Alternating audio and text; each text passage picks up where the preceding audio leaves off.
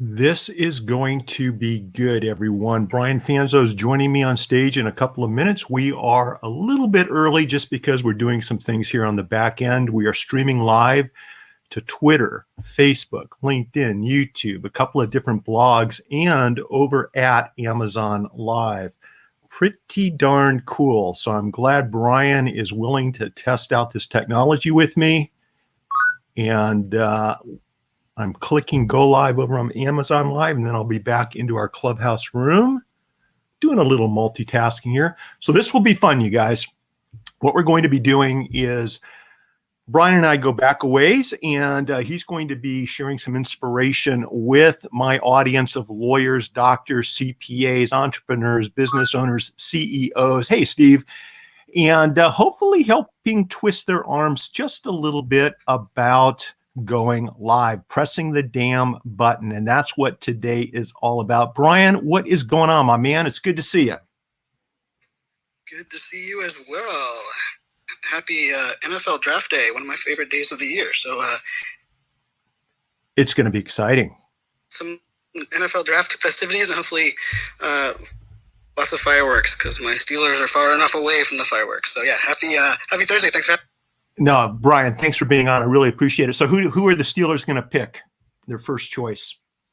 Ooh, we have Big Ben for maybe another year, and Steeler fans have been spoiled for far too long having a good quarterback. People are rumored to say running back is the rumor with Najee from Alabama. So it'll be interesting. I'm hoping no running back. I want an offensive lineman, something boring. Because I think the other way is too risky. So we'll see. Yeah, well, you got to have the protection to be able to run the ball. You got to have the protection to be able to throw the ball, and you got to have the protection to win a Super Bowl, right? So it's going to be exciting. I'm glad that we get to watch the draft. But you know what I'm really happy about right now, Brian, is you being here on stage with me here in Clubhouse, and also 2 thumbs up with us live streaming through StreamYard to Twitter, LinkedIn, YouTube, multiple Facebook pages and groups, and Brian also over on Amazon Live. And it's going to be fun. I'm not afraid to press the damn button, and that's why I'm giving this a try, and that's why I wanted to have you on our show today, Brian. Listen, we go way back. You were an early user of live streaming. You're an early user of audio in all formats. You're a keynote speaker. You're a dad of 3. You are a futurist, and you've got your finger on the pulse of what it takes to build our brands, to become more well-known, to increase the number of referrals that come into our respective businesses. I'd also like to point out you've been on some of the largest stages in the world, in more than one country. How many countries have you spoken in, Brian? 76, which has been paused for the last year. But I turned 40 this year, so my goal is 100 by 45, which is a steep goal, but I'm going to go for it. You not only pressed the damn button, you bought the damn airline tickets, and you put on your traveling shoes, and you made the effort to do what you need to do. And I think that's kind of the message I'm hoping we can share with our audience today here on Clubhouse and across all the socials. Brian, why is it so damn important to press the damn button on video, live video, and right here on audio in Clubhouse and other similar platforms? All right. Well, starting off with hot and heavy. So I think when we think about it, saying something as simple as like times have changed, I think doesn't do justice to what has happened in the last 18 months or so. But I think of it very much so. My dad, growing up, was always instilled in me, and Mitch, you had the luxury of meeting my dad a while back at one of the events. My dad instilled in me always that, the importance of, my last name, the importance of a handshake, the importance of not burning bridges, the importance of really, keeping your head down and letting your work do the talking for you. And I will say all of that advice, except for the last one, is something that still holds true. And I think, to me, that's where the importance comes in, is that the days of the old are over. The days where we could just let our work do the talking for us are no longer existing, because Well, it kind of comes down to social media and digital, right? We have too many people can sell unicorns, rainbows, and some BS, and they can, cloud our news feeds, our worlds with, things that are going on. And there's also people that are doing it in good ways. And I think the days of letting your work do the talking for you are over. They don't exist anymore. You will not be able to stand out. You will not be discovered. And in many ways, for some people, they're like, well, I work in a company or I work in a firm. And I think when we think about this, I look at this as, your first impression, your reputation, and your ability to convey the trust that you want to actually build with your customers, your prospects. All of that is now what happens when someone Googles your name, when someone looks for you online. And the question we all have to ask ourselves is, do we want to be the ones telling our story? Or do we want to let others tell our story for us? Or even worse, have our story on page 5 of the Google results. And when someone logs into LinkedIn and our profile hasn't been updated since the last time we applied for a job. And so when I think about this, why do we need to tell our story? Why do we need to put ourselves out there? Really, it starts with not you. It starts with everyone else that needs to work with you, that needs to hear your story, that needs to be able to be impacted. And I think when we realize the fact that it's no longer about, just letting our work do the talking for us, we now have to take control of our own story. And I will say it can be weird. It can be awkward. It's, Mitch, you and I do go way back. And I feel like sometimes, if someone sees the way that you and I operate on video or live streaming, it can be a little bit intimidating. But I will vouch for Mitch, and also Mitch will vouch for me. When we started on the live streaming journey, it was rough. It was rough from figuring out, how to talk to the camera. The idea of I feel like it's walking and talking and chewing gum, right? Like walking and talking, holding your phone out in front of you and not having it, covering the microphone and being able to look into the camera. And so I look at all of these things in this world we're living in today as saying that it's up to all of us to tell our story, to put ourselves out there. And for so many years, that wasn't the case, but times have changed. Times have certainly changed. I'll tell you what, Brian, in college, I managed to squeeze a 4-year degree into a 5-year experience at the University of Arizona, and I wouldn't change a thing. But guess what? I didn't have one video or audio production class that I took during those 5 fun years. In law school, which was a 3-year experience, not a single video or audio production class. When you went to college, when you played ice hockey, how many video or audio production classes did you take? So I did a little bit the opposite of you, Mitch. Like you squeezed 5 years in the 4 years. I took 4 years and squeezed it out to five and a half years of college. No. That's what I meant to say, Brian. I took a 4-year degree and turned it into a 5-year experience, my friend. Okay. So I only took one, actually. And part of it was, it was very unfortunate. I went to school with really the dream of majoring in media studies. My goal for since I can remember was to be a Sports Center news anchor, right? I remember being in high school and figuring out where Bristow was so that I could, live where ESPN Sports Center was. And during my freshman year in college, it was kind of explained to me the importance of journalism and writing in English in that role. And I guess I was never really aware of that. And unfortunately, rather than me kind of trying to test it out, I believe, at that time I wasn't very confident in knowing what I wanted to do. And, some might argue that still can be the case sometimes, but I kind of just gave in. And after my first semester, I switched to computer science, which ended up being business information systems. And so I only got one class on video or audio. And interestingly enough, that one audio class, I ended up doing a show on the radio station at my college, Radford University, out by Virginia Tech. It's 11 miles south of Virginia Tech here in the state of Virginia. And so I got to play around in the audio space in the radio, but I can tell you, I was only kind of the talent for that. So I would show up and do my spot as I was captain of the hockey team and a president of my fraternity.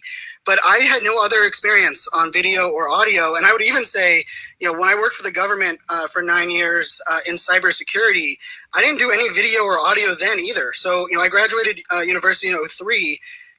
All the way till, let's just say 2012, the amount of video I created and even the amount of audio, I launched a podcast in 2012. So that was probably the first time. So let's just say up until 2011, I had really never been formally took a class or understood the power of video or audio at all.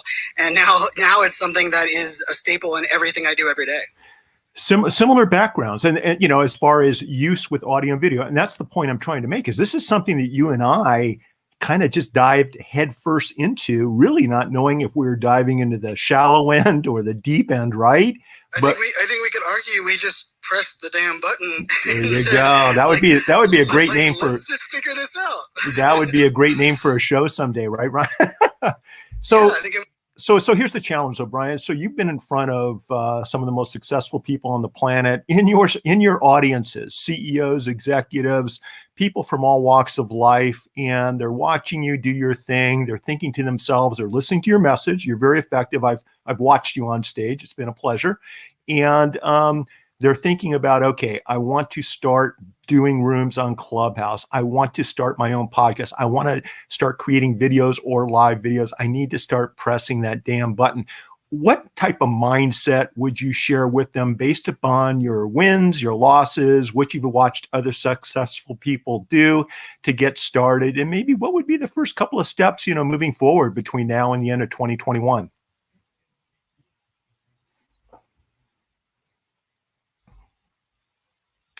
And you are muted, Brian. So the first rule is you don't talk to the mute button, as I just did there. So as many buttons as I pressed, I have to press the damn unmute button before I'm talking. And so, I think there's actually two versions of the mindset shift that we have to have when we're putting our story out there. The first one is in the mindset of what is success of our story, putting our story out there look like? Like what is, because I think oftentimes we're intimidated by YouTubers or those that are on TV or even those that are, 2 years, in front of us as far as, putting themselves on video. And I think that's a really important piece. And then the second one is where I'll actually start with this, is the thing that I've been hearing a lot. And I can tell you, I got 2 emails on this today from 2 different leaders. And one of them is a executive at a Fortune 10 company. And I hadn't heard from him probably in 6 months. And his email was simply, I will sum it up as saying, Fanzo, I wish I would have listened to you 2 years ago. He's like, I now realize that my role is going to not only require me to public speak, but going to be require me to be a vehicle and the advocate for my team. And he runs a global team. And he just simply said, Brian, the thing that I'm struggling to get over is, why do I need to put my story out there? And who the hell cares about me? Who cares about what I have to say? And this is coming from an executive that's coming to me, and the email came in this morning, and this is something I hear a lot. And so I think part of that narrative that we tell ourselves is like, why would we do that, or who cares what we have to say, is because I think we sometimes think of it as, it's all about ourselves, right? And I think the thing that we have to switch this onto is, as I kind of started off here, it's important for us to own our story, be the ones that are telling our story. And it's not about what it's going to ultimately do for us, but it's the impact it's going to do to others. And I think not only in discovery, but in really the growth of who we are. And for us to press that damn button, I really only have 2 rules. I like to keep things simple, right? The first rule is you have to really embrace pressing the damn button. You have to realize and own the fact that perfection is a fairy tale. And I will say, I don't even like the narrative that says, perfection is the enemy of done, because I actually think then we are believing that perfection is achievable. And I think when we realize that it is as easy as pressing the button, and your first video is not going to be as good as your 10th. Your 10th isn't going to be as good as your 100th, right? I've done over 3,500 live streams since 2014. Mitch, you've done thousands of live streams. The growth and comfort that we get is over time. But I would still argue, I don't know about you, Mitch, I have yet to do a perfect video. I have not yet once done a perfect video, right?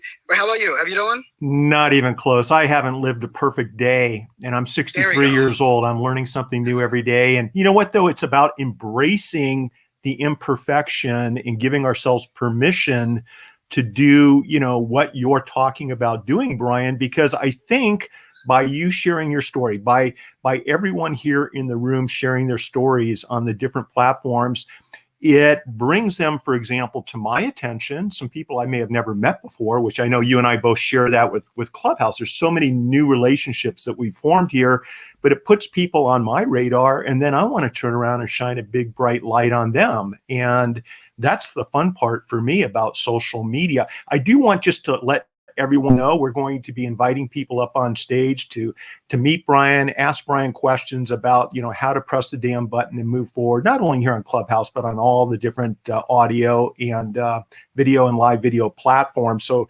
definitely feel free to tap the button and raise your hand. We'll bring you up in a couple of minutes. Also, share this out if you would, please. I've always enjoyed supporting everything that Brian is doing. And hey, Lori, I'll bring you up in a second, everything that Brian has been doing. And so hit the plus sign, bring in your friends on Clubhouse who can benefit from today's room. Also use the share button to share this out on the socials and bring in people who may not be on Clubhouse right now.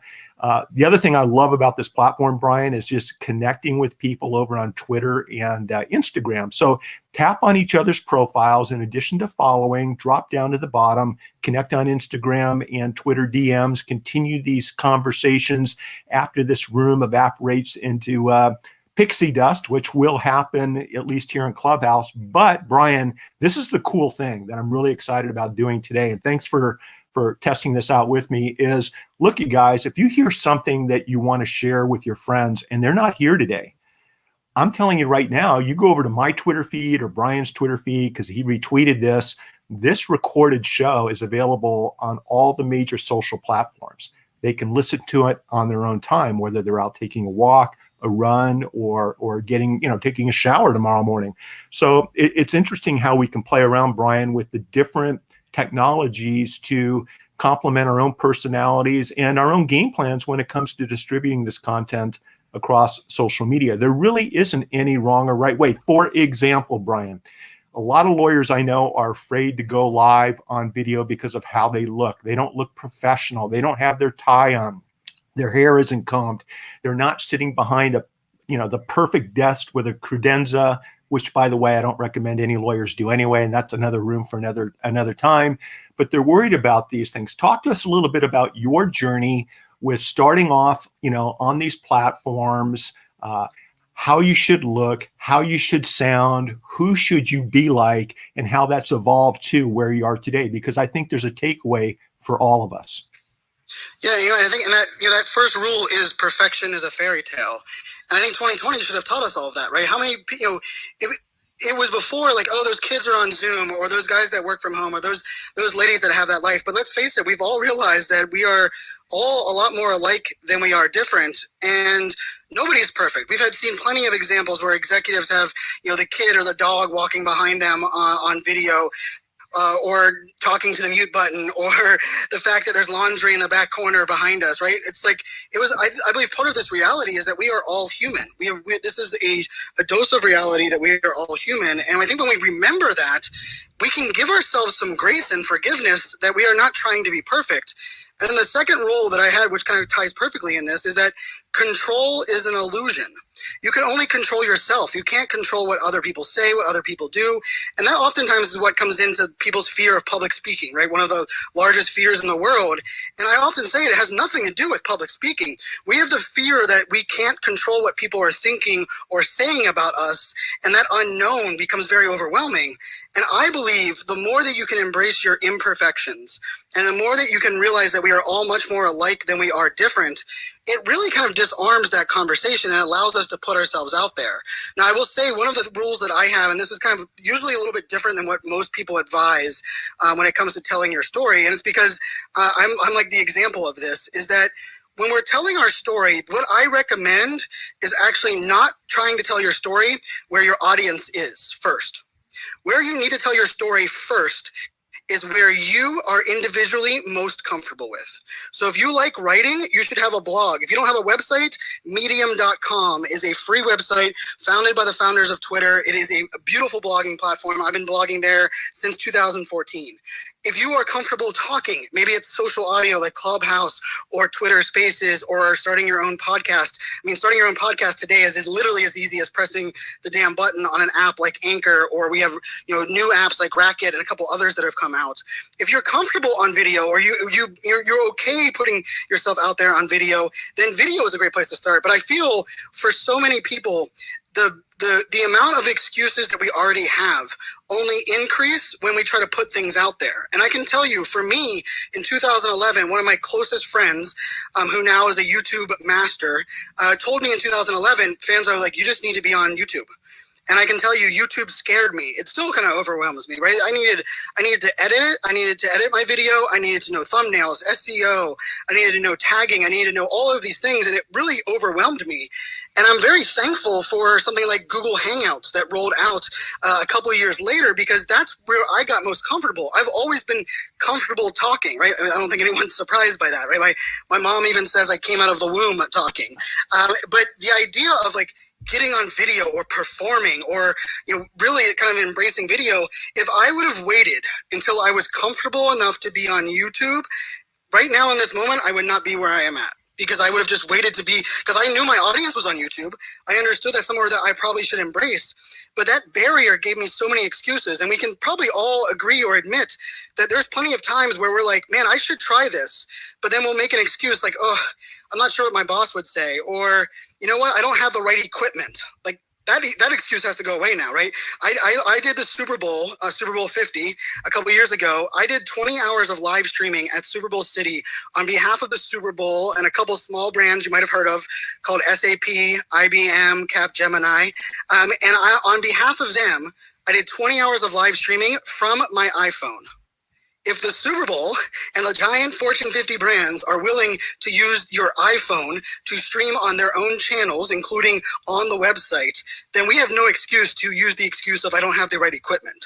And so now it just comes down to getting comfortable being uncomfortable and realizing the best time to start is right now, because 2 weeks from now, you're going to be better. A year from now, you're going to be even more, and really more into whatever your own style is. I think that to me is probably one of the other things I'll just real quick mention is you have to figure out what works best for you. And the only way to do that is I say to test and tweak. So if maybe you've done video before and you're like, Brian, I sound robotic. Well, have you ever done a video where you're holding the camera and walking? Because guess what happens there? All of a sudden, this idea of performing and making sure that you're right on camera goes away. You're now concentrating on other things, and you might feel more natural. Have you tried sitting down versus standing up, or even the vice versa? So I really do believe it requires us to try different formats, and the only way we're going to do that is if we put ourselves out there. And just remember, perfection's a fairy tale, control's an illusion, and if you're not telling your story, someone else is. And I don't know anyone in my life or anyone that believes in who they are that they're okay with someone else telling their story for them. Brian, just dropping value bombs right there. So before I ask Lori and Troy and others to join us, to unmute and join us here on stage, just one more follow-up question. Talk a little bit about, and you touched upon this, but the importance of being ourselves. In other words, I have a feeling you weren't in a $3,000 suit when you were doing the Super Bowl broadcast. I've seen you on stage. I know who you are and what you're about. Share a little bit about why it's okay to embrace who we are and being true to ourselves, number one. Number two, I did get a question, and I think it's from either Twitter or they all come into StreamYard, everyone. And what they're talking about, Brian, is to ask you about your Meerkat experience. In other words, putting time into a platform and then the platform goes away. Talk to us a little bit about the pros and cons, if there are any cons with that, or what the benefits were moving forward with your live streaming career. Ooh, some good ones there. So I'll start with the be yourself, right? We mentioned, 2020 taught us a lot of things. And one of them is that we are a lot more alike than we are different, right? The virus didn't pick and choose, which type of people, it affected all of us.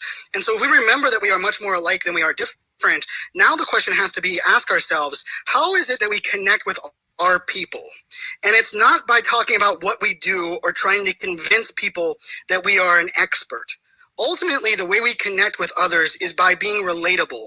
And that relatability is facilitated by our ability to be vulnerable, to be true to who we are, to put ourselves out there and have people understand, yes, that we are not perfect, right?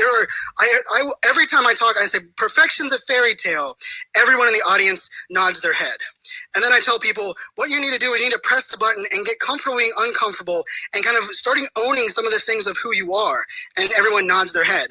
And then when I ask them why they haven't created video, they're like, well, my hair wasn't perfect, or I didn't have the greatest lighting, or I haven't figured out these pieces. And the thing that is beautiful about, live video, social audio, and really, social as a whole when it comes to putting yourselves out there is the more you get comfortable with it, the more you're trying things, the more you realize that it's much just like in life and business. Like when I always say this, like my dad forced me to learn golf in high school because he said, son, business is done on the golf course.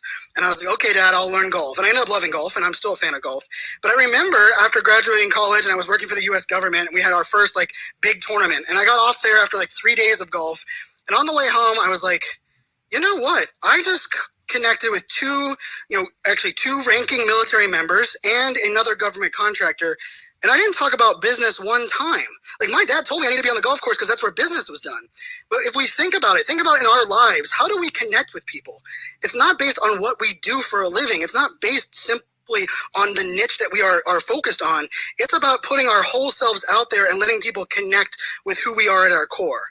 And I am proudly ADHD superpowered. I was diagnosed at 31 years old 9 years ago. And part of who I am is me owning that aspect of ADHD.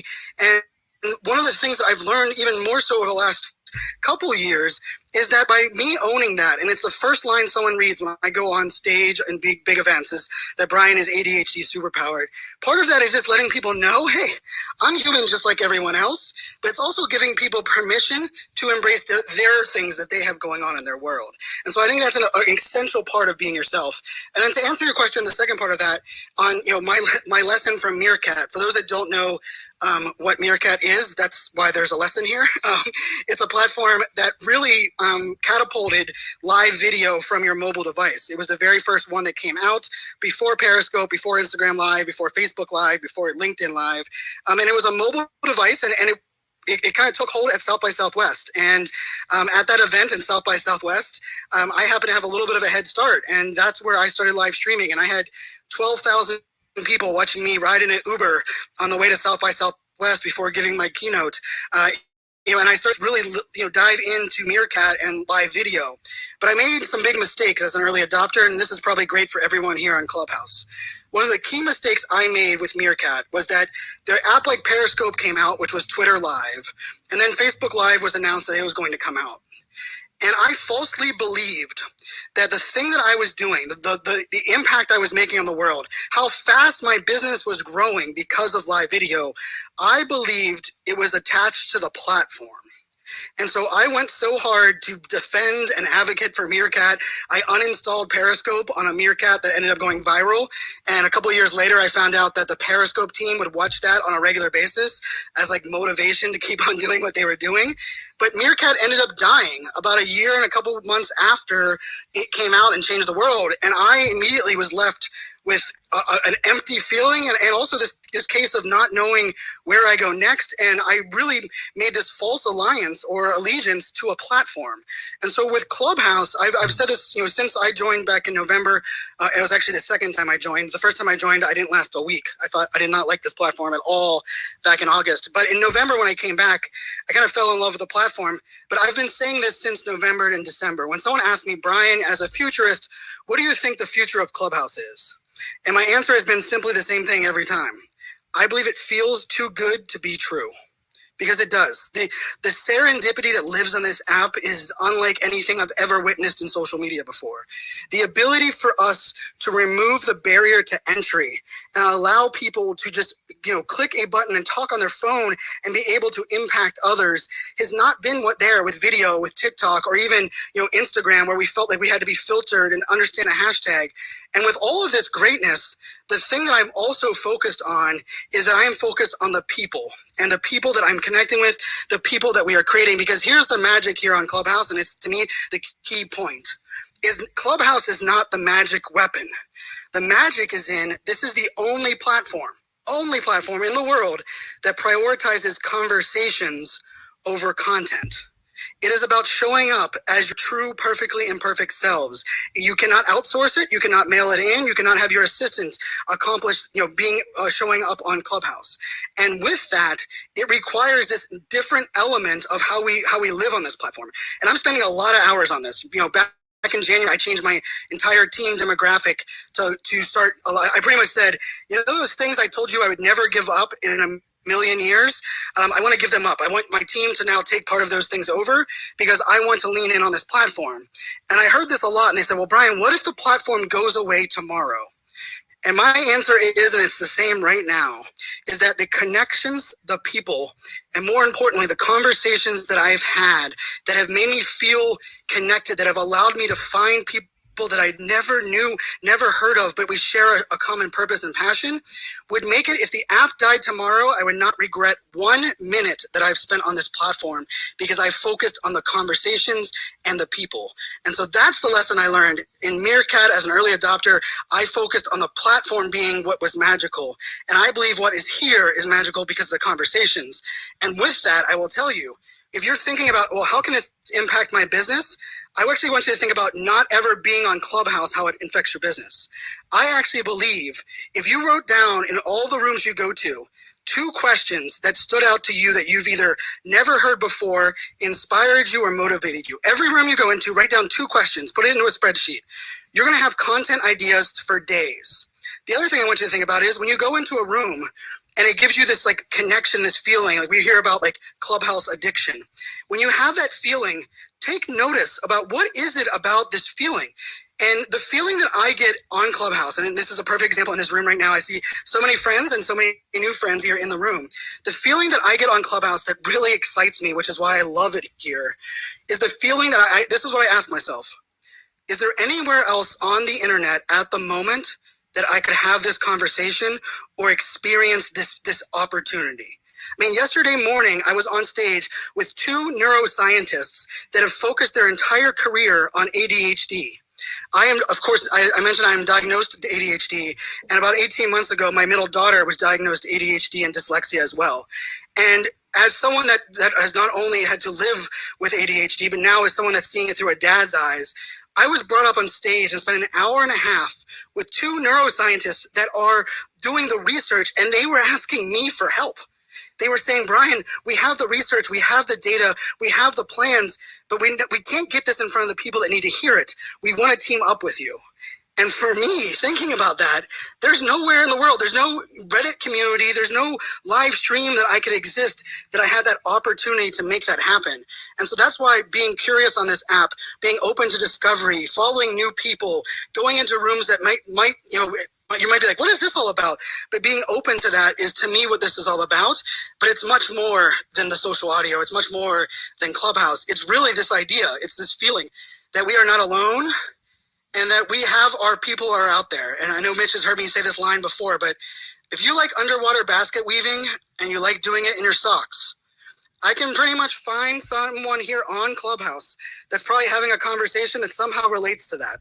And the fact that we can feel that, we can find our people, and we can feel not alone, to me, that is the magic, and we can implement that in everything we do. How can we make our email newsletters be more conversational and have that same feeling? How can we make our website feel the magic of who we are in our business rather than our about page, which is really just a glorified version of our resume that has never made an emotional impact on anyone? And so I would actually challenge everyone to not just look at Clubhouse as what it's doing for us within Clubhouse, but ask ourselves, what can we learn from all of these Clubhouse rooms and experiences that we can implement on other aspects of our business, the way we hire, the way we have conversations? Because in 2021, we need to ask ourselves all of the questions that we've asked in the past about what we're doing, how we're doing it, what is our business about, but we need to answer them in a 2021 mindset. Because we can all agree our priorities have changed, how we look at the world has changed. But it's also important that we change our behaviors and change the way we look at some of the things that we never would have talked about. If you would have told me 3 years after I got diagnosed with ADHD that I would ever admit that in public, I would have said, you are crazy. There is no way that's going to happen. Now it's the first line of my bio. It's where my creator coin is after, because I'm looking at the bigger picture and the fact that maybe I can help one kid that was like me, that felt broken, that was told you need to apply yourself, that even when I was successful, people would say, Brian, imagine if you only, and then you could insert anything. And it wasn't until I was 31 that I discovered that I wasn't broken. I was just different. My brain works differently. And I think no matter what your industry is, no matter what your business line is, we have the opportunity to discover those kind of things and then also take that and make an impact on the future, not just our kids, but our future as well. So that's my soapbox TED Talk. I'm fired up, as you can tell. So great question. That's why you're here. That's why you're here, Brian. Brian Fanzo, a.k.a. Fanzo, a.k.a. Social Fans, futurist, keynote speaker. That's why Brian's my guest today, everyone. This is being brought to you by the Marketing and Social Media for Lawyers Club, little greenhouse up on top. Tap if you like these types of guests, and we've got a lot more shows coming up. Brian, one of the things about Meerkat were the relationships that all of us pulled out of that platform. I often say, relationships, the social media platforms can come and go, but good relationships can last a lifetime. And I think you did pull a lot of relationships off of Meerkat, who then followed you onto the different socials one way or another and kept the conversation going, which we're now circling back to, full time here on Clubhouse. One of those relationships that have really been special for me on Clubhouse, Brian, is Lori, who is up on stage. She's a local criminal defense attorney here in Orange County, California, 17 years. We've never met before in real life. We met here in Clubhouse. She's, literally 15 minutes up the street from me. So Lori, I'm glad you're here. I'm going to ask you to unmute, and, we are recording through StreamYard on all the different social platforms. So please, give me permission to record you in today's room and unmute and join the conversation. Well, hello there. Of course you have my permission to record. Hi, Mitch. Hey, Brian. Hi, Lori. It's good to see you. Hello. So I'm so glad to be here. And I just, in response to everything you said, Brian, it's pretty much yes, yes, yes, and more yes. And I met you, I became aware of you. You didn't know me.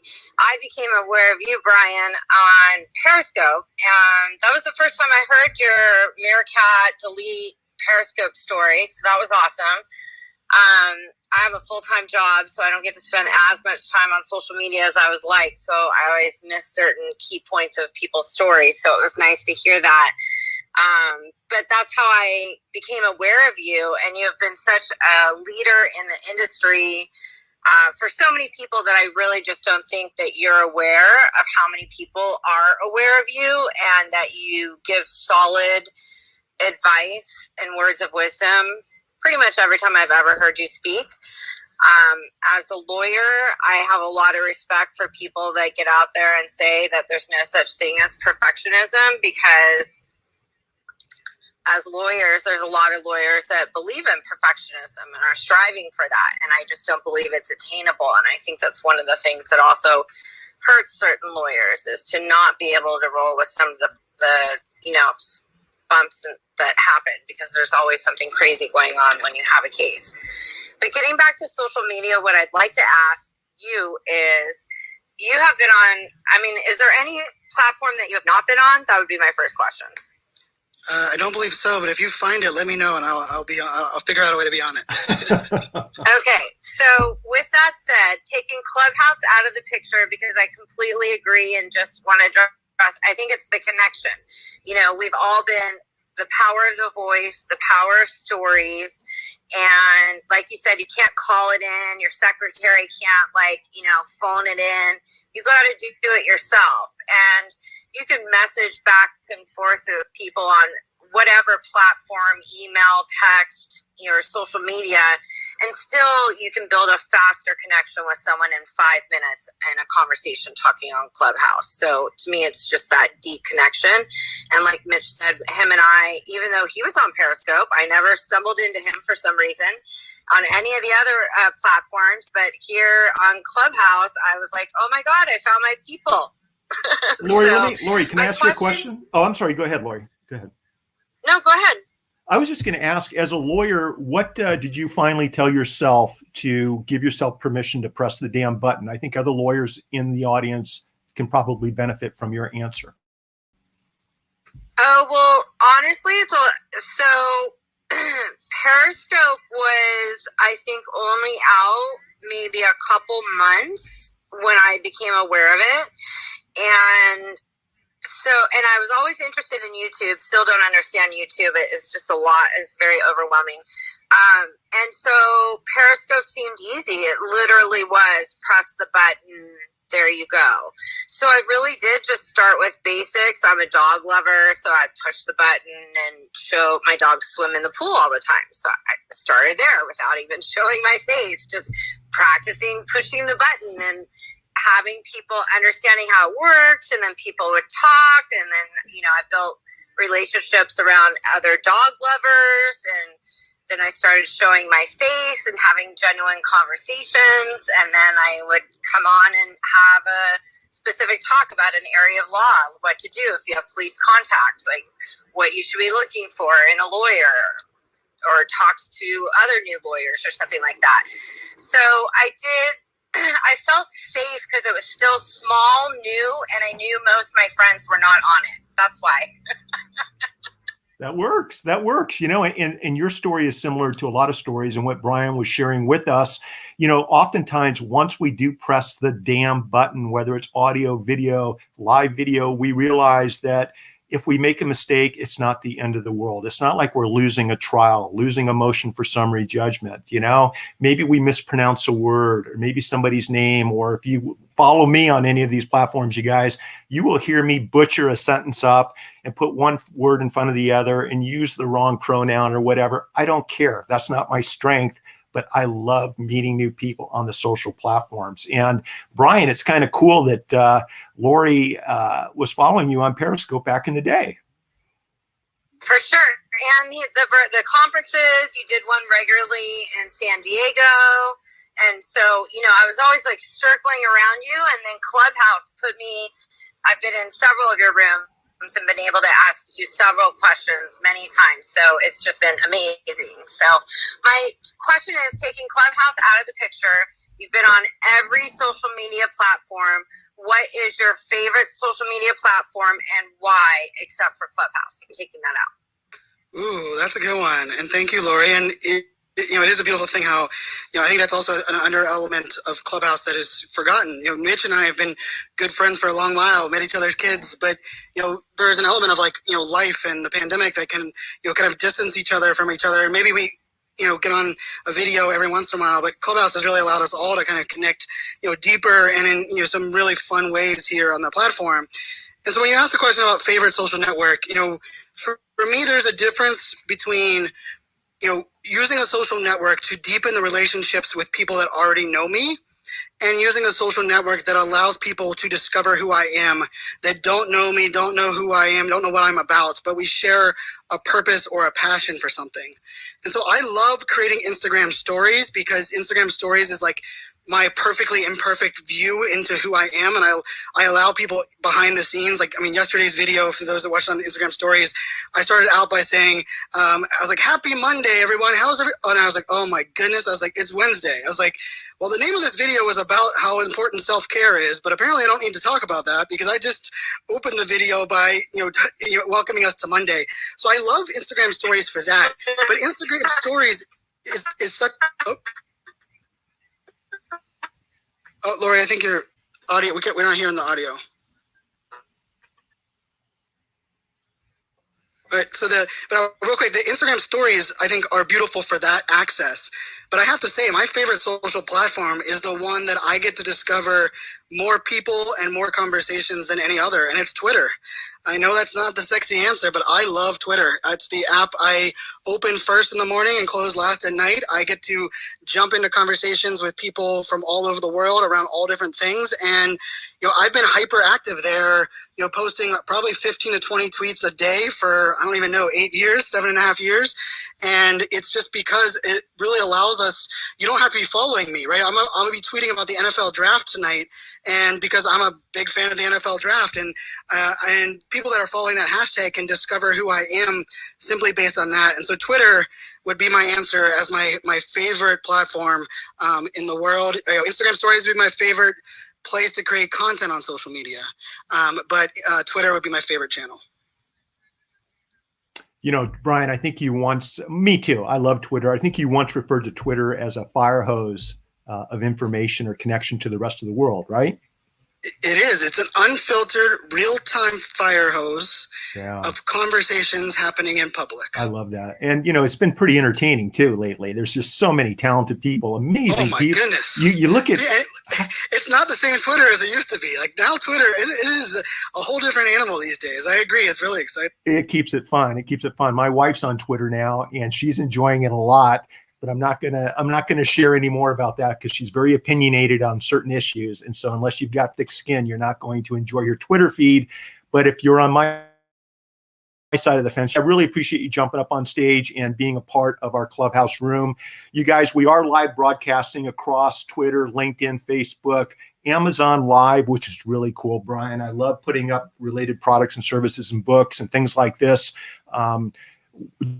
During this audio version of our live broadcast, it's just an amazing platform. We're tapping into Amazon Live around the world. And Brian, we need to get your book out. I want you to talk to us a little bit about, you know, if you're still planning on rolling out a book, number one, and then what we're going to do is roll over to Troy, Brett, and Liza. It's good to see you.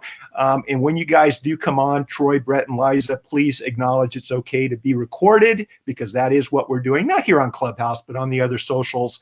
And but Brian, get us up to speed on the book. What's going on with that? Yeah, the book needs to come out, and the irony is it's called Press the Damn Button, and the first chapter is... Are you serious? Are you Yes. serious? No, it needs to be called, it needs to be called Pick Up the Damn Pen, Tap the Damn Keyboard. Well, the first chapter is why it's taken me 5 years to write the first chapter. And interestingly enough, I know people can probably relate to the idea that part of the book writing process that overwhelmed me is oftentimes what other people are overwhelmed with video or social was I had this complex of believing that, you know, it was the legacy I would leave for my kids and it's the piece that would live on forever. And then I kind of had a dose of reality earlier this year that, you know, some Press the Damn Button book that I write in 2021 will not be the only thing that my kids read or the only thing that exists that's out there. So the book, I've actually had 2 conversations with 2 different publishers. One of them actually thanks to Clubhouse. Someone discovered here on Clubhouse. So that is going to happen. The cool thing is I've been working with 2 people in the ADHD community to write the book to be ADHD friendly for those that have ADHD. And so the style and the format will be a little bit different than maybe what you've seen. And part of that is actually to help those that are neurodiverse like myself. And I'm actually thankful that I was not pressing the damn button because, you know, part of it for me is, you know, I've shared this a lot, but you know, reading for me has been my struggle my entire life. And even on medicine, I'm medicated for ADHD. It doesn't make reading that much easier for me. And you know, I actually just this past week, you know, went through some of the study for dyslexia to understand myself a little bit better in that spectrum, as you know, my daughter has that as well. So the book will be out. I know I'm very confident now, and I have kind of a new driving force because I'm going to be able to write it and frame it. Really what it comes down to is smaller chapters, different formatting of paragraphs and way we write, which ultimately is the way that I like to do it. So, you know, and I would say the plug I will give is that I launched yesterday a new Substack, which is my version of writing out there that will be kind of a gated written format for me, and it's called Misfit Mindset. So if you go to misfitmindset.club, I have a new Substack. The first true issue rolls out this Tuesday, and I'm going to be doing 2 posts a week directly through that Substack. It's $6 a month for those that want to sign up, or there's a free version where you can read some of the public stuff. But that's also kind of my dabble into this writing style from an ADHD perspective. But what's also cool is that I can embed audio clips and video clips within the Substack. So for those that are interested in that, I'd love for you to check it out, misfitmindset.club. And, you know, as a misfit, and part of that misfit for me is it's the Steve Jobs ode, right? For those that know, my company is iSocial Fans because I'm an Apple fan. And so, you know, his quote, you know, if you're a troublemaker, a rebel, if you've been told you are broken, if you're the person that is oftentimes looked at as crazy, but you believe you will change the world, you believe you can make a positive impact on the people around you, then you are a proud misfit like myself. And that is something that I'm really excited. It's been in the works for a little while now, and, you know, just rolled out kind of the early adopter issue yesterday, and the first real issue will go out on Tuesday. So the writing is coming. Press the Damn Button is on its way as well. And yes, I have faith I haven't said this yet publicly, so maybe this will be the first time. I have faith it'll be out in 2021 before Christmas. So I can't wait, Brian. I sure hope so. I can't wait. You have such a wonderful story, and you share so much value, and we're all on pins and needles waiting for the book. So definitely make that happen. And I'd also like to invite you. I noticed you multitask like I do. You and I are crazy multitaskers, and I noticed you did share out the audio live on your Facebook platform. If you have time and you think about it, please share all the links that you just mentioned so that people can stay in touch with you, can sign up for your stack, can stay up to speed on the progress of the book. And that way I'll be able to find these links and then share them also on all the other socials associated to today's live broadcast. It would mean the world to me if I have the opportunity to do that for you, Brian. Troy, up on stage, please unmute. Let us know it's okay to record you and jump right in, my friend. It's absolutely fine to record me. Thanks, Mitch, for having me on. Fonzo, Brian, just thanks for the second conversation. I don't remember when I was in the I, the Y room, and then my computer or my phone crashed. So at the end, so I don't know if you remember that, but I do. I had two questions. They were kind of around this. You've done something that's fairly unique, and I think Brene Brown really talks about this idea of vulnerability. You've led with what most people would call quite maybe a weakness, but it's just this is kind of your superhuman power you call ADHD. And then you also referenced a huge mistake you talked about with, I think it was Meerkat. But talk about those two things that oftentimes we don't lead with in a speech or something like that. We don't want to lead with something we would perceive as a weakness or vulnerability. We want something strong and pristine and clean. And yet when you led the way you've led, we all lean in a little bit more, and we all get to know that, oh, Brian's just like me. And I think that would round out that question. Ooh, Troy, I love that question. Thank you for that. And I think that this is an important one because in a world where we are getting judged and people are going to have opinions, and when someone asked me earlier this morning on an interview I was on, they asked, like, Brian, what is the one personality trait that bothers you the most about yourself? And I'm not saying this because it's like patting myself on the back, but it is something that I know is often a roadblock for me, is that I have a desire for everyone to like me. And times that if you want everyone to like you, then no one will like you, right? And you can't please everyone, and you can't make everyone happy. But I have that. That's part of like my core DNA, is this idea that I do have like a desire for that. And I know that's nearly impossible. But one of the things that I found kind of in this idea of me being the someone that is imperfect, and I am part of my it took me 31 years of feeling like I was broken before I realized I was just different. And one of the things I learned as I look back on my life is that the way that I hid my disability, my ADHD, the way that I made up for it was oftentimes being willing to put other things out there very loud to make the distraction more about that than it was this thing that was hurting me, or that it was holding me back, or what would most say. And so that would be everything from like wearing the hat. I was the first person to speak at the Pentagon wearing a hat on that didn't have a suit and tie. And I always said I had no problem wearing a suit and tie, but I realized like for me, like these things existed.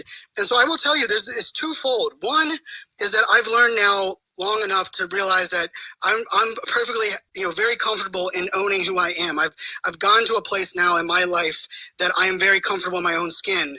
But the thing that I had to learn was being an extrovert, being comfortable with who I am, does not mean I'm very self-aware, right? I can be very confident and extroverted and loud and proud, but that doesn't mean I know myself at a core.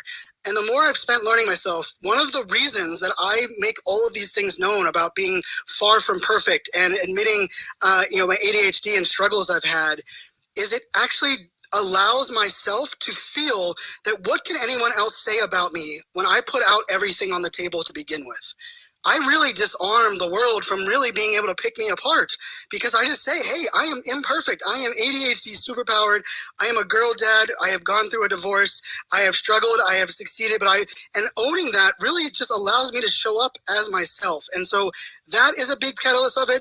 And then the last one is, I have a saying, it's called screenshot awesomeness. And I actually created that back when I worked for the US government.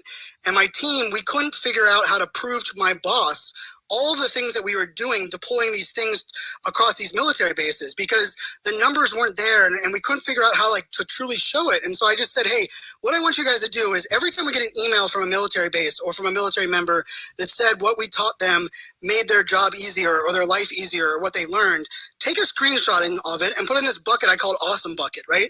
And what I learned was, A, it allowed us to document all of our wins along the way. B, it allowed us when we were feeling down, when we were feeling like we weren't sure why we were doing something, we could tap into that folder of all of these great things we've done. And I can honestly say the ADHD piece for me happened 3 years after I was diagnosed. I was on stage answering questions and someone asked me you must have ADHD, you're talking all over the place. And I just simply said, I am ADHD superpowered and proud of it. And when I got to the side of the stage, there was probably 80 people in line waiting to talk to me.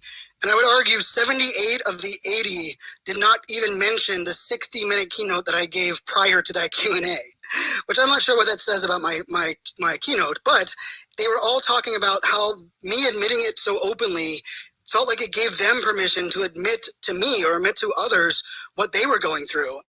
And mom, who she was talking to her son on FaceTime while she waited in this line. And she's like, could you talk to my son? He's struggling.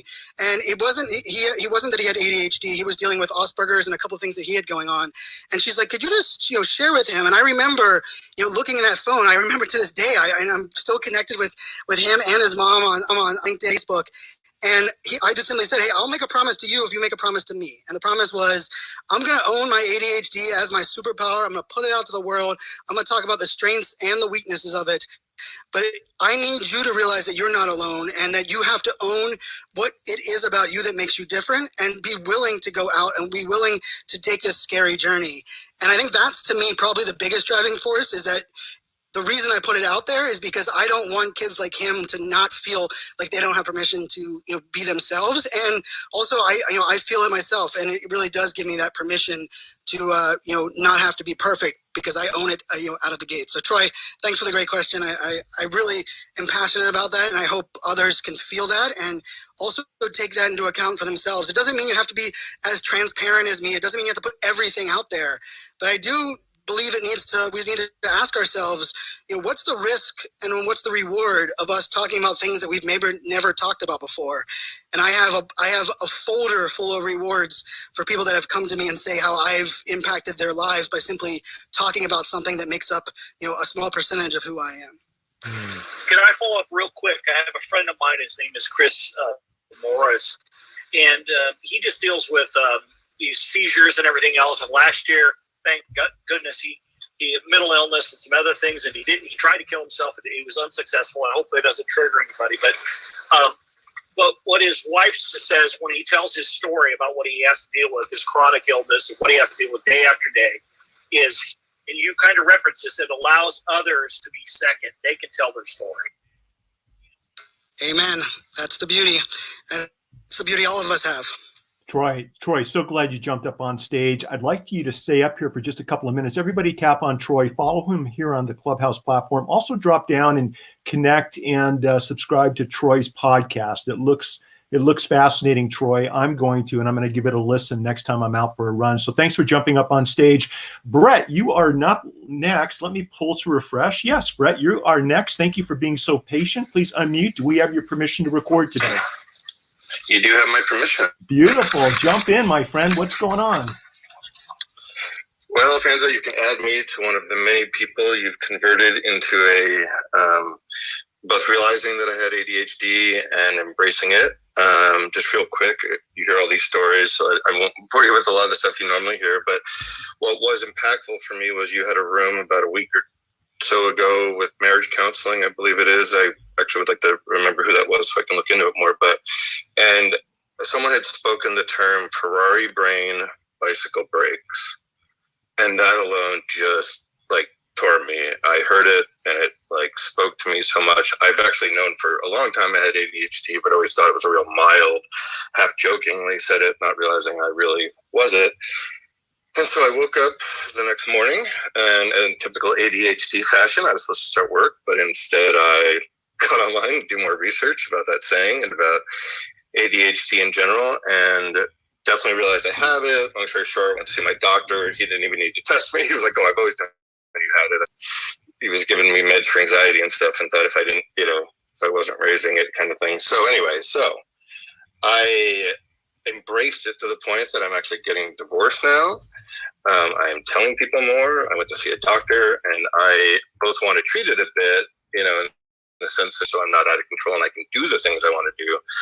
But I'm also just realized it is who I am. And so all the things you've said about realizing you're not broken and all that. So that was wonderful. So that being said, the question I do have for you is two questions. I guess one was that marriage counselor, who that was, but also, or whatever that service was. And then where would you recommend adults in particular start? So like I looked at this magazine article and stuff, but like, if you were like, hey, if you think you have it, is it, whether it's WebMD, whether it's someone who's put together a site, I was looking at Attitude Mag, that kind of stuff. So I'll stop there, Brett Adler, and just ask you what you recommend when someone has that where should they go next?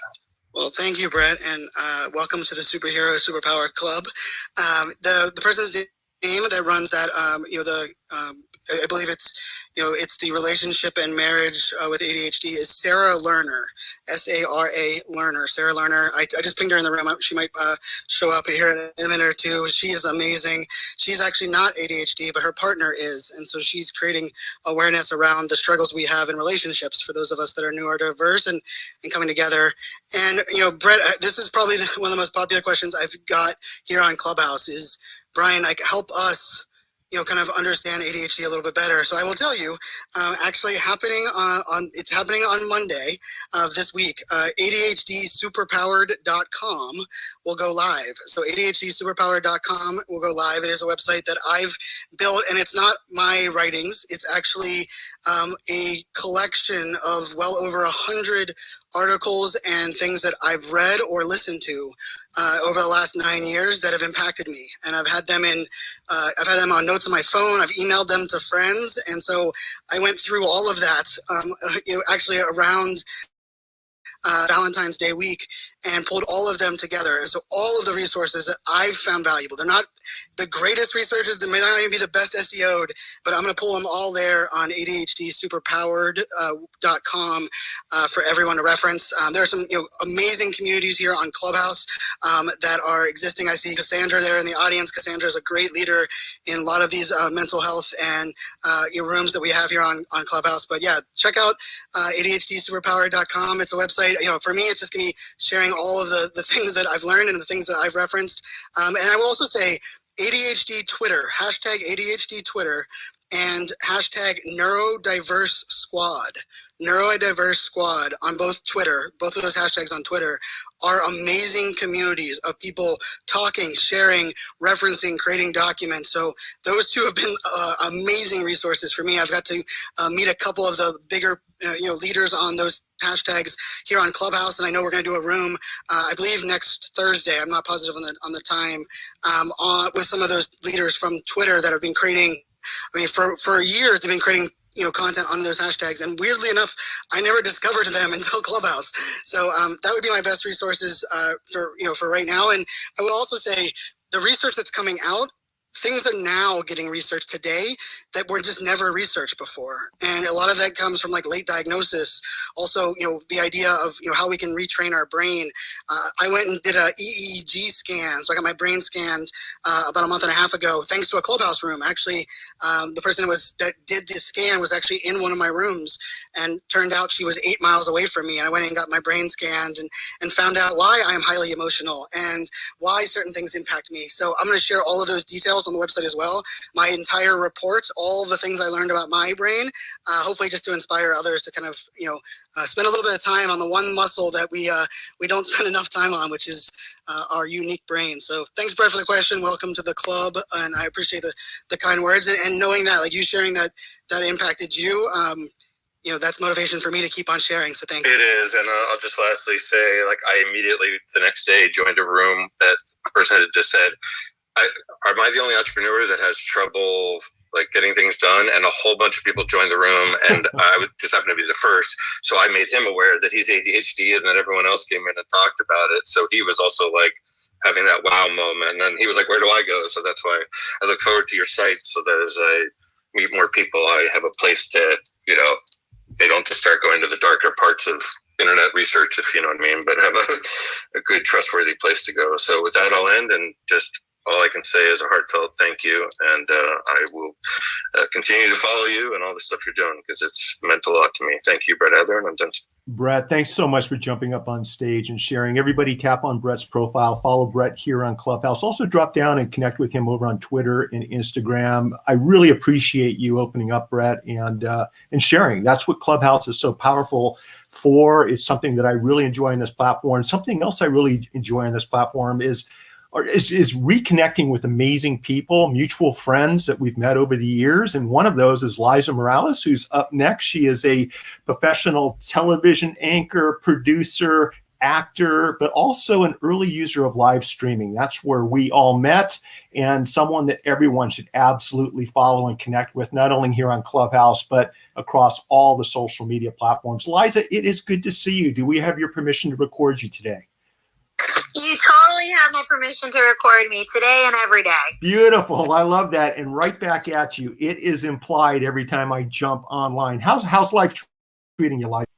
Life is great. Always love seeing friends that have become family. So very much family. I would say that for you and for Fanzo. We've been through so many of these things. And so I was so excited because press the damn button. I mean, that's something we've been talking about since Periscope, and it totally applies to here. And I think it also applies to life. And so I'm happy to hear the book is coming, and happy to hear and see just how each of you have really trailblazed a path also on Clubhouse. I think that there's something to be said. And Fanzo and I spoke about this quite a bit, when we also reconnected here, was that it feels like Periscope deja vu all over again with some of the similar problems. So it's really great to see even like a strategy with the book, and just in general, right? Having community to talk about like, hey, here are some of the red flags that you all might not know, having not been in this situation where some of us, like Mitch, like Danzo, like myself, and others have literally have been and lived through, and where everyone got excited. It was a first in the industry, right? Which was the aspect of having live video. Now we're seeing this live audio ethereal experience, which is fantastic, and a new wave of now audio influencers, which is going to be fantastic. But like, what are those key takeaways that we can pay forward to this audience and that we can implement with ourselves? Very, very much so, not just on the influencer side, but on the brand side, and even on the app itself. I think it's very clear to the three of us for sure. And I know so many others within our Perry community of like things that Twitter could have done better to support the creator, and Vine, obviously, and so many others that didn't, that ultimately led to them ending up in the digital graveyard. And that is the last thing that I would want for Clubhouse. And so I'm excited to be here and to support Fanzo and to support you, Mitch. I want to thank you so much. I'm not sure if you saw, but as a result of the rooms that we were having, and where I was flagging till my face was blue about the Stripe payment issues, we've already started seeing changes to that. And I was very honored and humbled, I should say, that the Clubhouse team, accepted my invite, and they've been coming to our Latinx town halls, and we had a dedicated Q&A with them this week. And so it's really just all coming together of like how we learn, and then we share those teachings with everybody else in the space. So I'm happy to be here. This is Liza with 2 Z's, please. Go ahead, Brian. Liza knows I love her, big fan of Love Bug Nation, and I feel like not only do we have a little bit of deja vu, but we almost get a take two, right? We get a little bit of a redo on some of the things that lived in the live streaming world. And I will say one of them was my desire to wait until Periscope gave us creators tools and things that we needed. I just kept waiting on Periscope, right? Like we just kept and I realized here on Clubhouse, there's no waiting going on here. We're going to find ways to make it happen. We are going to collaborate. We're going to reinvent. I know Liza and I are getting on a call next week just to share, hey, we're bringing brands on here together. Let's figure out what are the things that are missing. What are the people we know that can provide some things together and kind of make that move forward. And Mitch, you and I have talked about that a lot as well, right? Being able to even, for those that don't know, and Mitch hasn't really, when I talk to leaders, executives, and a lot of these brands that I speak on behalf of pressing the damn button or social media or video, I hear this all the time, like, hey, I have a full-time job, or that's cool, but I'm not an entrepreneur, or my profession doesn't lead into that. And my answer is always simply, I need you to check out the, streaming lawyer. Like, I need you to go look at this guy, Mitch Jackson. And so, Mitch, I hope you know how much of a leader, a pioneer, but also having someone that is, California's Lawyer of the Year, and someone that, is running a very successful practice, being alongside of us as we kind of, pave the way and kind of learn things. It really is an eye-opener. It helps people pause, but it also helps people, eliminate some of their excuses when I'm able to, reference you, Mitch, as a great example and leader in this space of not only live video, but really, putting ourselves out there on social in general. I appreciate it, Brian. And I'm having a blast, and I learned so much from everyone else when I watch what you guys are doing and how you're communicating, how you're creating shows, how you're sharing valuable content, how you are sharing your secret sauce. They don't teach us that in law school. We keep everything close to the vest. And I think with social media, lawyers that get it, and I see a lot of friends in the room, they understand that the more they give, the more they have that Bob Berg go-giver mentality, the more fun life is and the more successful we are, both, personally and professionally. Liza, I want to put you on the spot real quick before we bounce over to Dimple. Since I've got you on the stage, you've watched Brian over the years. What is one thing you've watched Brian do when it comes to pressing the damn button? Maybe how he approached it with his mindset, maybe a mistake that you watched him correct in real time, something that will give some encouragement to other people in the audience that maybe haven't gone on live video, maybe aren't doing YouTubes, maybe aren't really posting too much on Facebook, maybe something you've watched Brian do with pressing the damn button that we can all learn from, get some encouragement from, and move forward towards wrapping up 2021 with a big bang. Thank you, Mitch, so much for that question. This is Liza with 2 Z's, please. And gosh, there's so many things that Brian has done. First and foremost, though, I did want to say, I love that you shouted out a dear friend and mentor of mine, Bob Berg. I've known him since I was in high school, and he's amazing. And yes, you're absolutely right. He makes such an impact for so many of us. I think when it comes to Brian, what's really great is where his mindset is in that he learns and takes action, and then adjusts and takes action. And that right there is such a key to success for any of us when we look at content creation. And to even delve into that a little bit further, he takes action and doesn't necessarily worry about who's watching, what their thoughts are, how they're judging. And that seems to be a huge thing for creators to get past, of like, oh my God, I don't want to start a room if I'm not going to have 1,000 people. We saw that on Periscope, right? Even here, when, I've been on the app, and every 2 weeks we see this new community come in, and I'm like, oh my gosh, if you're starting a room and I can support you, let me know. They're like, oh no, but like, I don't have followers like you do. And like, I want to wait till I get to 1,000. And to Fanzo's earlier point, don't wait. Hit the damn button, press the damn button, do it now. I'm like, do it now and learn those mistakes when you don't have everybody and their mother watching you, right? Learn those mistakes and grow and figure out who you want to collaborate. And so one big tool that I think is great that I was doing, but that Brian really named it, I would always put something in front of my camera on Periscope to block so we couldn't tell what the numbers were there, so we could just go live and it didn't matter, right? Whether I was interviewing the Dalai Lama, whether I was at the White House, whether I was running around dressed in a onesie across the country raising money for a charity, whatever it was, that I wanted to stay specific to what my mission was that day for my scope. And it's the same thing here with a room, whether I'm modding rooms that have 5,000 to 6,000 people, which I have, or I'm modding intimate rooms with 10 people, I'm still going to come and bring the message in the same way. And so one great tip that I would tell you is, A, of course, press the damn button, but B, to help get past your own self-judgment of what you think others will perceive and what your value looks like based on who's in your people in your room, is to take that Post-it note and then stick that bad boy, in front of the camera. We used to do it for Periscope, but even here, stick that Post-it note. I'll take it one step further and put it on where it says followed by speakers and below. Obviously, if you scroll down, you'll see more, but put it there so that if it is your first time speaking, if it is, your first time, raising your hand, even before you open a room, right? Like I've seen people that have been on Clubhouse that have been on here 3 months and haven't gotten on a stage. I'm like, why? They're like, oh, I don't know. Like, I'm scared. I'm nervous. No. Jump into the water. So use that, Post-it note, cover it up so that you don't focus on who's watching you, and instead you focus on how you're going to show up to be of service and deliver your message. This is Liza with 2 Z's, please, and I hope that was helpful. Wow. Wow, Brian, how can we bottle all of that enthusiasm and use it every single day? I love that. It's why Liza and I originally connected. We said, we talk fast, and everyone else has to decide that just listen faster. And we made that a thing. And I love all of that, Liza, and I appreciate those kind words. And that is, putting that sticky note over the icon, really just not caring how many people are in the audience is so important. And real quick on who's in the audience, Brett, I know you mentioned that you were inspired by the conversation that I had on ADHD and relationships. If you look right above you, Brett, there in the followed by speakers, she has a beautiful new profile picture with yellow background. Sarah, S-A-R-A. That is Sarah Lerner. She's the one that was running that club that was mentioned earlier. I pinged her in the room. This is another beauty of Clubhouse. And she dropped in here. So if you guys are interested in the conversations around not just relationships in marriage and in love, but also relationship parent-child, work and co-working relationships with those that are neurodiverse or have ADHD, give Sarah a follow. And Sarah, thank you for leading the way as a spouse of someone that is neurodiverse. And I think it's beautiful when someone can give you a shout out and I can ping them in the room and Brett can make that connection. So thank you for that. Thank you, Liza, for the kind words. And this is a matter of you won't know what works until you try it. And there are a lot of people that believe they have something to work. They're just not trying it. And we need everyone to press that damn button and try it. So great stuff, Liza, as always. Mitch. Absolutely. Liza, thank you very much for jumping up on stage, saying hi and sharing your wisdom. Everyone, please tap on Liza. If you're not already following her, do follow her on Clubhouse.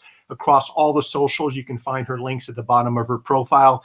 Speaking of amazing people, Brian, it's funny, I keep seeing Fanzo, and I need to ask you why you did that for branding. Brian Fanzo, goes by Fanzo here on Clubhouse. I had the opportunity to meet Dimple for the first time over in a room called Idea to Impact. And as a matter of fact, I think it's going on right now, if I'm not mistaken, every Thursday, maybe it's every Friday. And Dimple is a Tony Robbins Platinum partner. She's been on his podcast, but shared an amazing, powerful story that all of us as human beings, especially those of us, in relationships, can relate to. And Dimple, it is so great to see you jump up on stage. Please unmute your mic. Let me know it's okay to record you and dive into the conversation, my friend. Oh, Mitch, thank you so much. My name's Dimple Thacker, and it's absolutely okay to record me. I wanted to firstly start by saying, last time I heard Brian Fanzo speak, he mentioned around the whole piece on screenshotting the messages you get, right, and creating an album. And I wanted to tell you I've started to do that. Woo-hoo! And it's made a huge difference. So absolutely. So I appreciate you for that. Thank you. And then Liza, that's a brilliant idea again. Put a Post-it over the numbers. Who cares? Because when you're doing it for one, you can do it for many, right? That the first one is all that matters. And so that was the other piece. And then writing your book, so excited for that. I'm writing my third book at the moment. And what I wanted to share was that, I realized through writing that actually it will get written exactly when it's meant to get written. If we push too much, it's not what needs to be said. And so you'll feel into it. You will absolutely feel into it. And that's exactly how I am at the moment with my third book. And then the other thing I wanted to share, Brian, before I ask you a question is that my sister, who's 42 now, she got diagnosed with ADHD only because she recognized patterns in her 8-year-old son that she thought, this is interesting.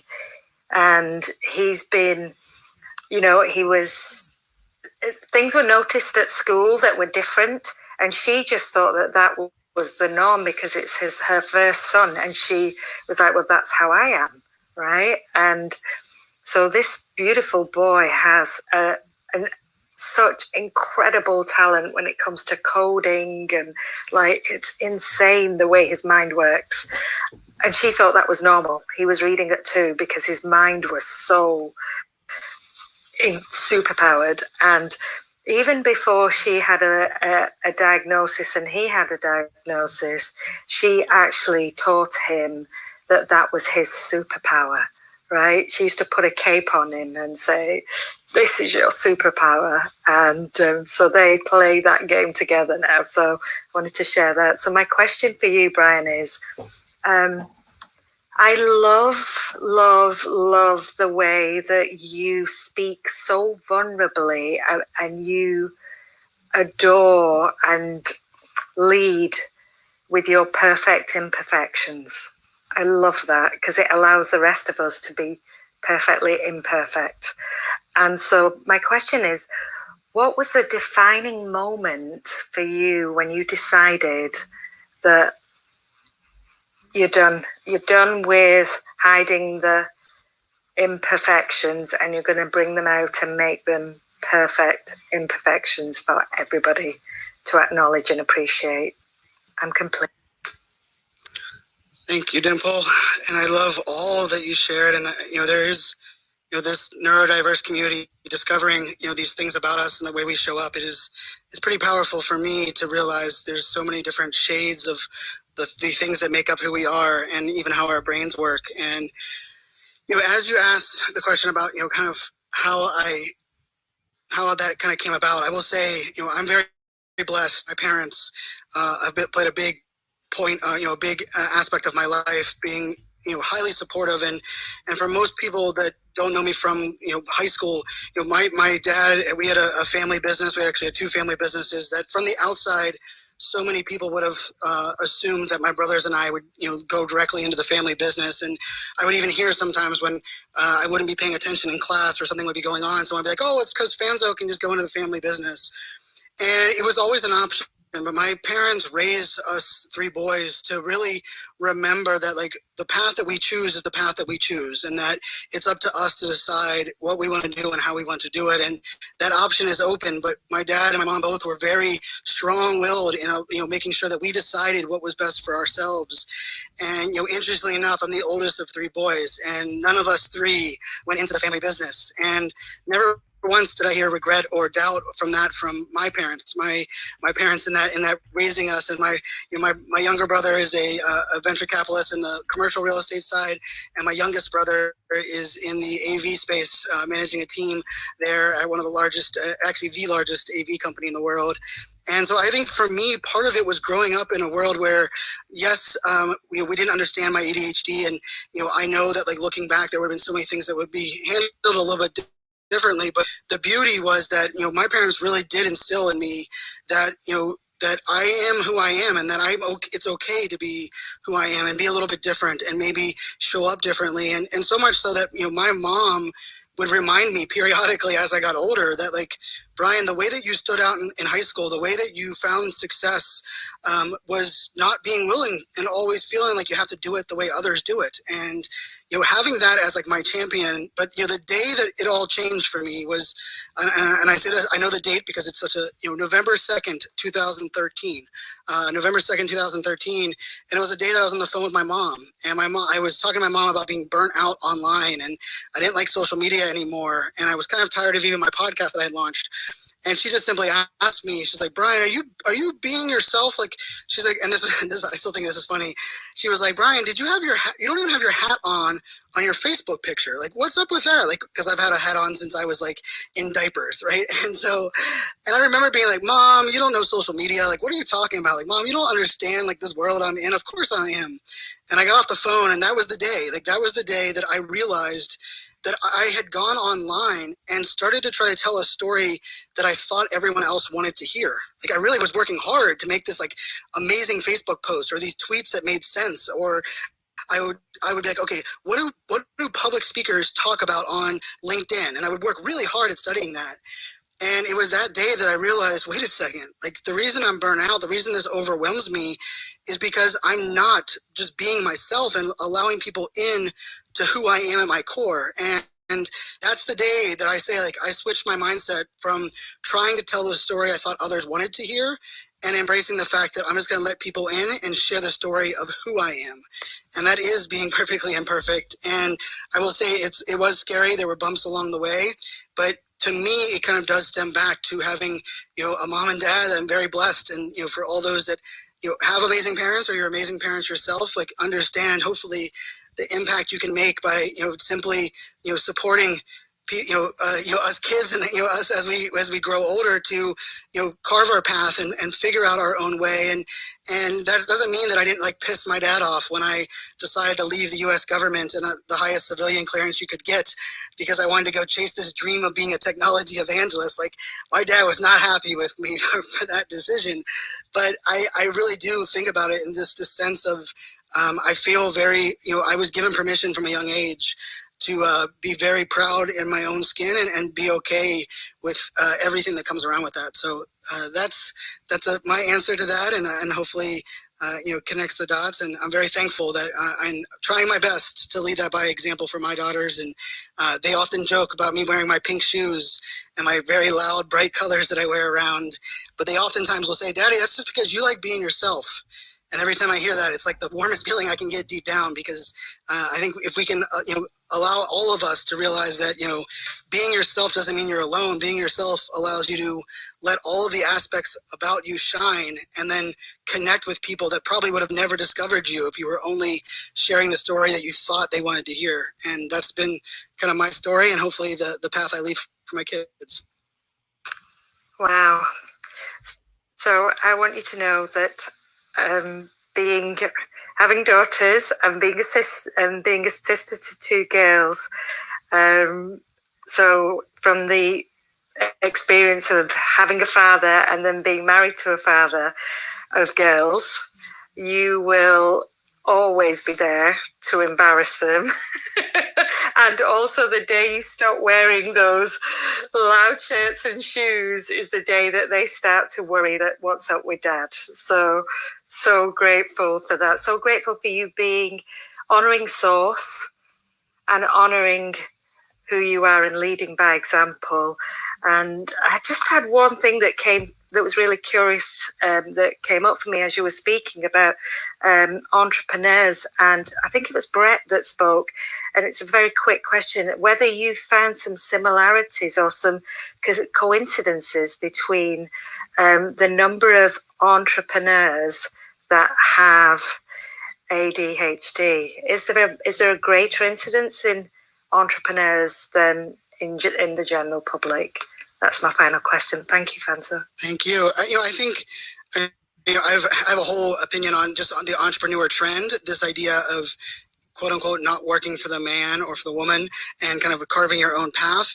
I would argue that I believe a lot of those with ADHD, or really those that are neurodiverse in any amazing way, the idea that the world or that the work or even the way that we kind of build things aren't built for us traditionally, and everything from learning to conveying who we are to even our emotional aspects, that I think that leans people to going after something like entrepreneurship, because the illusion of freedom and the illusion of I can do what I want when I want is there.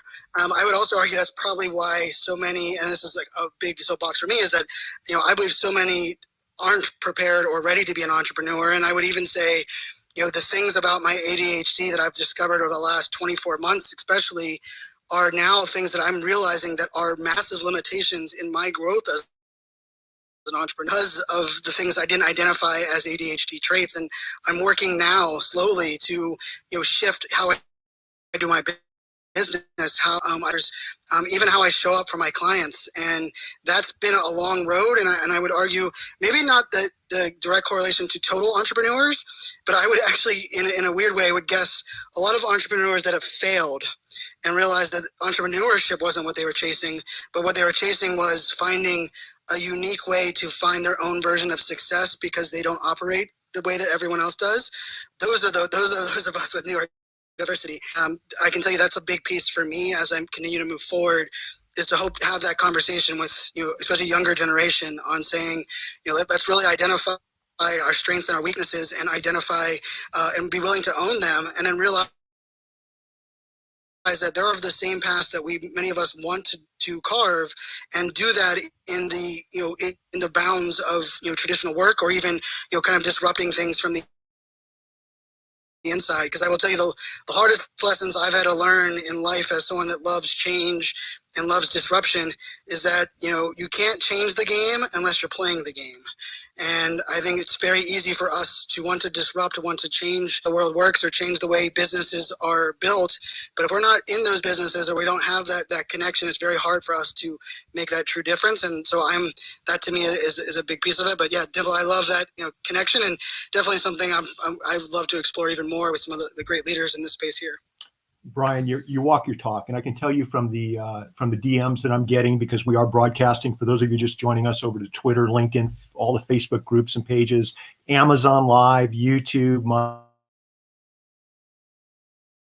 getting, Brian, is thank you for walking your talk. Thank you for sharing your message. Thank you for giving me permission to press the damn button. I'm paraphrasing a little bit, but that's what they're telling me. And for that, Brian, we want to thank you. We want to thank you for being a leader in this space, being a leader on social media, on the video platforms, always being so, always ready for a big hug.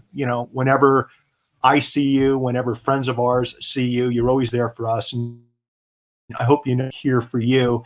And Dimple, thanks for jumping up on stage. I definitely want to get you in a room and talk more about your story. So everybody tap and follow Dimple, please, and connect with her over on Instagram. But for everyone joining us today, Brian, if they would like to stay connected with all the exciting things that you mentioned earlier, maybe if you could just run through those one more time, where can people stay connected with you and take advantage of some of the exciting things you have rolling out over the next week or two?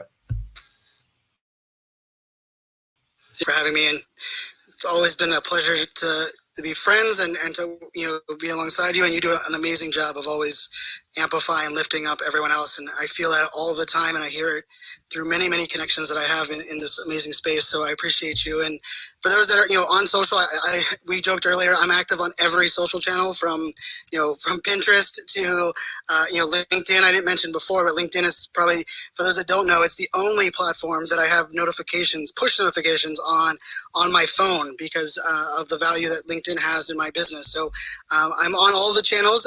iSocialFans is the easiest way to find me. It's iSocialFans with a Z. And to Mitch, your question before, the reason Fanzo is here is I grew up my entire life being called Fanzo because there were so many Brians in my school. But when I created my account here on Clubhouse, I put iSocialFans, but then when the green bean comes next to it, it just made it iSocialF. And iSocialF was not something that I was like, so I was like, well, you know what? I'm going to lean into Fanzo being it. And so, yeah, being called Fanzo is what my entire life was being called. In my fraternity, everything from pre-social media. So Fanzo works well there. And I do, I launched the Misfit Mafia, which is the club I have here. Misfit Mindset is the Substack newsletter that I rolled out kind of the preview of it yesterday, and the first issue comes out next Tuesday. So if you just go to misfitmindset.club, so misfitmindset.club, you can check that out there. Rolling out on Monday, so this is Monday and then Tuesday. It's because I'm pressing the damn button. Just have me doing it back to back. It's also May is Mental Health Awareness Month, so it's partially why the desire to put out the website. So if you're looking for more information on the ADHD journey, it's ADHD Superpowered, so superpowered with the ED at the end, superpowered, ADHDsuperpowered.com. And it's not going to be a whole bunch of original content from me. It's going to be a lot more of the resources that I've learned and found. And really what I'm trying to do is make that a hub of curation. And so if anyone here wants to be a part of that, slide into my DMs. Love to add you as an admin. This is for me a greater good piece and something I could do in the world. And then last but not least, podcast I have is FOMO Fans, which of course stands for the fear of missing out, FOMO Fans. And then Press the Damn Button. Press the Damn Button has been on a little bit of a hiatus, but season 2 will drop in May. So I'll have season 2 of Press the Damn Button with some really cool guests. My goal was to find guests in a diverse industries that have I've been lucky enough to call friends, but that most people in my community aren't hyper aware of. And so actually the first person that is for season 2, episode 1, is Roxy. For those that are familiar with Roxy here on Clubhouse, she is a pioneer and leader. She is a councilwoman in Maryland. She is a LinkedIn employee, and she happens to be 26 years old and just an all-around amazing human that I discovered on Clubhouse. And I made her episode 1 of season 2 of that podcast. And so, yeah, that's where everywhere and anywhere. And I would say you don't have to follow me on every channel. I post a lot.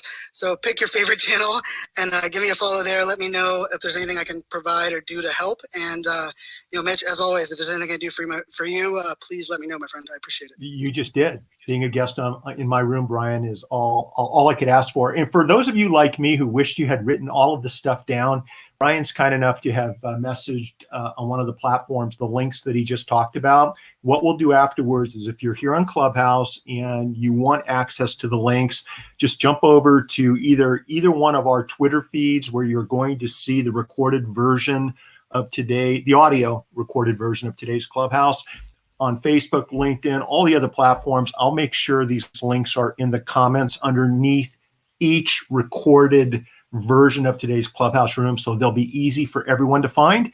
And you guys can continue the conversation with Brian and make good things happen. Brian, thank you very much, my friend, for being on today's Clubhouse room in marketing and social media for lawyers. My name's Mitch Jackson. You guys take care. I know it's tough right now, but try to enjoy the journey and never stop making each day your masterpiece. Bye-bye, everybody. Bye-bye, Brian. Thank you. Cheers.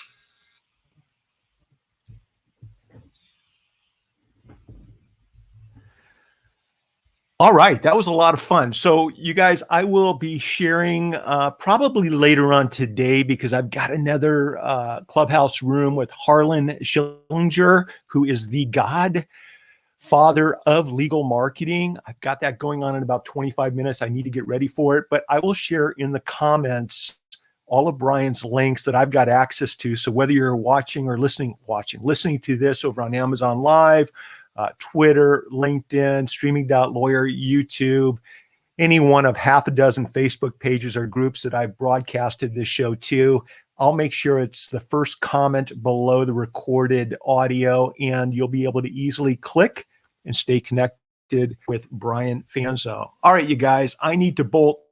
Take care, be safe, wear a mask, social distance, get vaccinated, and make each day your masterpiece. Bye-bye, everybody.